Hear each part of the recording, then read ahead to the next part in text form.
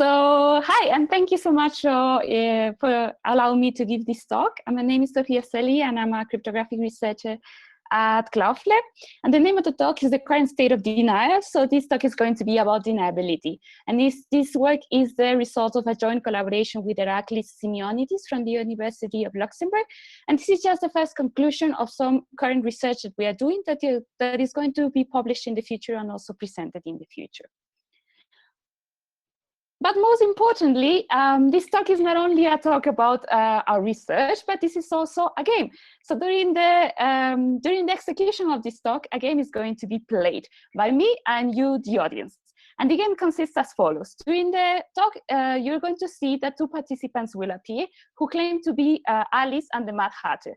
And during the execution of this talk, they are going to start a dialogue in which they're going to start to talk about someone who committed a crime, because someone has been killed prior to the execution of this talk. And you as an audience should have the task of actually gather the evidence during the dialogue between Alice and the Mad Hatter to actually present me later at the end of this talk evidence to say if indeed these were indeed Alice and the Mad Hatter, to present me evidence to say that indeed this was the identity of the participants, and also to present me evidence of who committed the crime. And I, as the oracle, as the judge at the end of the talk, will actually take your evidence that you have presented me and say if this evidence is indeed true or a forged one. So let's start by playing the deniability game. So the oracle has started, so gather on, listen more. And this is the oracle speaking, and he says, "Oh, I've been told that something happened, something dark, something tragic. After passing so many but one death sentence, the Queen of Hearts has been found dead. Utter some chaotic last words as it is fair. The sentence was executed by whom wears the fruitless crown. I do not understand the sentence, but maybe you will, as it is light. Help me find out who killed the crown." The accused parties are Alice as is usual and the Mad Hatter as it's unusual. When I finish speaking, they will start to talk, but I'm unsure if they're the ones who talk, and they will hint who killed the now dead. They will write the messages so speak them aloud, so gather this evidence to convince me for once. But be aware that they can be mischievous and simulate evidence, so be wise and only gather the true ones. After they finish talking, present me the evidence of who killed the monarch, and I will rule if it's valid or not. But if it's invalid, they will have won, as they will have created a true deniable talk. Oh, I really odd slide. It seems like the Mad Hatter wants to start speaking, and he says, "But Alice, it's a natural thing. The mirror twists. The one who was mad reflects the madness to the other one." And then I have been told that Alice also wants to speak, and she says, "Have I gone mad?" Okay, so let's start now with the actual talk. And in the talk, the first thing that you might want to question yourself is why we decided to do a research about deniability. And the reason why we decided to do a research about deniability is because a lot of real-world protocols and applications are now thinking more and more of actually implementing this property. But one of the common things that they say of not actually being able to implement deniability is that this is a very obscure property that sometimes is very confusing to them.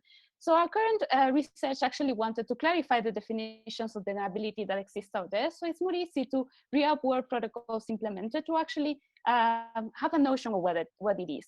And in our current research, we review the research done by Dodis, by Canetti, by Gennaro, by Unger, and by others around deniability.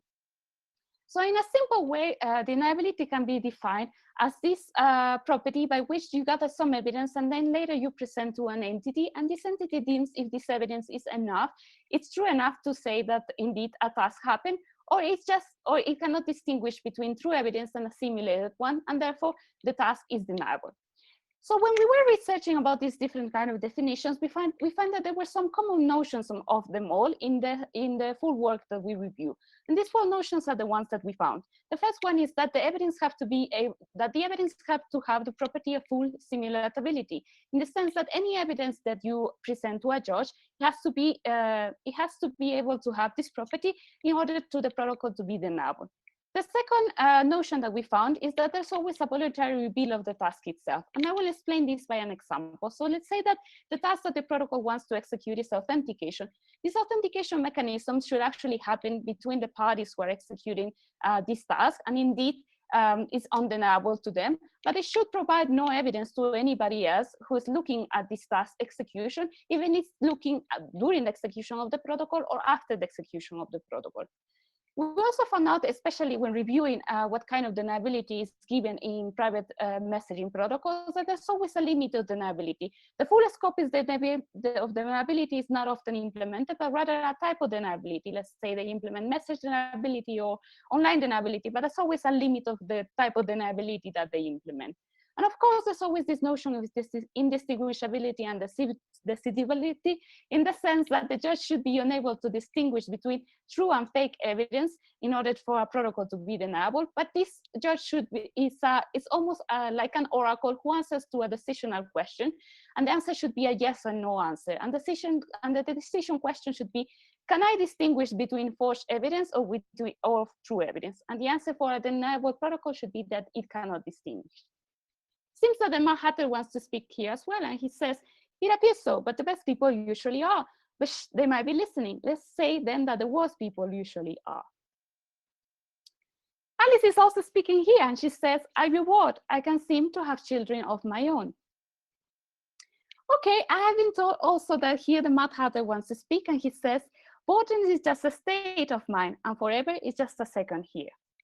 Okay, so one of the things when talking about deniability, we actually want to give proper definitions, and we have to think about the key features that it has and the different entities that work in a protocol that tries to achieve deniability. So the entities, obviously, in our current research, we only laid it down to analyzing private peer-to-peer messaging communications, but our idea for the future research is that these notions can be extended to any kind of a protocol. So the participants in a peer-to-peer private messaging protocol will obviously be a sender and a receiver, only one sender and one receiver that interchange their roles. There's obviously going to be a judge, that is this entity to whom you present the evidence. Is this oracle to whom you gather the evidence, and then it's unable to and if the protocol is really deniable, then it's unable to distinguish between fake evidence and a true one. The judge can act in an online and offline way, in the sense that sometimes the evidence presented to the judge will be gathered during the execution of the protocol, meaning online, or it will be presented after the execution of the protocol, meaning offline. We also found out two other entities, which is the accuser and the defendant, which are similar to what Doris et al. Define as the informant as the misinformant. So the accuser is this entity that goes to the judge with evidence that he believes is true evidence to actually say that the protocol is undeniable. And the defendant is this entity who goes to the judge with certain evidence to try to mislead the judge into not being able to distinguish between true or fake evidence. Seems like Alice wants to speak here as well, and she says, take some coffee, let's spin the wheel. Okay, so what are the most important features when giving a definition of deniability? Well, the first thing is that you obviously, if you want to have deniability in a protocol, you have to say what is going to be denied. What task specifically in the protocol is going to be the one who will have deniability. What is the evidence on the property of deniability? So with a true outcome of the execution of the protocol that is presented to a judge, or a forged execution of the protocol that is presented to a judge. It's important to note that this evidence should only be evidence gathered from the protocol execution, and the judge can only analyze if a protocol is deniable or not based on this evidence. And also another important feature is what is the relationship to the judge, accuser, and defendant. In what I already said, that the relationship can be an online and offline, in the sense that it can be a relationship during the execution of the protocol or after the execution of the protocol. The Mad Hatter is speaking here as well, and he says, do you have fever? You sound irrational. Okay, and I've been told that Alice also wants to speak here, and she says, it is just that I cannot see children in my future, but wait, they're still listening. Will they judge me if I pretend to be mad? So now we are actually ready to give a definition of deniability and the different types of deniabilities that exist out there. So the definition that we came up for deniability is that a task in a protocol is deniable if it allows participants to execute an undeniable task to themselves, but there exists no valid evidence of this task as it could have been simulated. And this is the conclusion of what we have already talked about. So here the Mad Hatter wants to speak as well, and he said, they truly listen to different states of mind. Did she scream when the knife approached? Okay, and the different types of deniability, of course, is we're talking about being able to interact during the execution of the protocol or after the execution of the protocol. Then we have two types of deniability. One that is online, that is you gather the evidence during the execution of the protocol, and one that is offline, that is that you present the evidence after the execution of the protocol. As we can see here, Alice is speaking and she says, I can tell, I was asleep. There's other types of deniability in regards into the number of participants who are showing the evidence to the judge. It is only the unit deniability if it's only one of the participants. By deniability, it's both of them. And as a conclusion of the last property, we have of the record deniability as it was defined by Canetti, which is that if both participants present evidence to a judge, then these two evidence should not be similar, should not be the same, and then the judge cannot say which one of them is the true, if any of them is the true one. Oh, the man had to say something, and he said, but you must have seen him running away. And luckily, Alice says something like a dream. I remember dreaming for my child. So the last point of our research was actually to list the open problems that are going to be analyzed in the full conclusion of our research. And I will just briefly list them here. Many of them are around which kind of task can actually be deniable. And some of them we already know that their answer to the question is going to be probably no.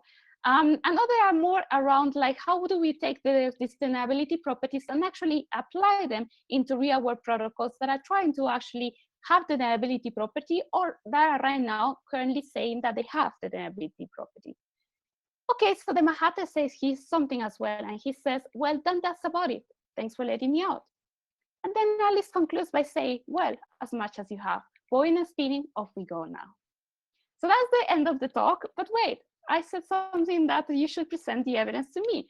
So I haven't forgotten about this. So if you want to present evidence and tell me who actually committed the crime and if the identity of the participants is the true one, raise your hand in the Zoom and I maybe will be able to see it. Okay, I'm unable to see it, so I'm just going to... Okay, I stopped sharing because I want to check on the participant. Okay, so if anybody has an idea of who was the one who committed the crime, please raise a hand in the chat.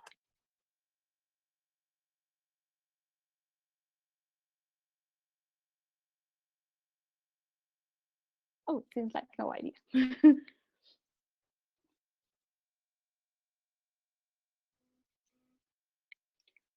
Well, it seems like no one actually knew who committed the crime. So I'm just going to go into the slide that was not a valid answer. And if you want the actual answer who committed the crime, the explanation is that it was Alice, the one who committed the crime. And the reason to actually prove that it was the identity of Alice, it's because these were actually quotes from the actual Alice in Wonderland book.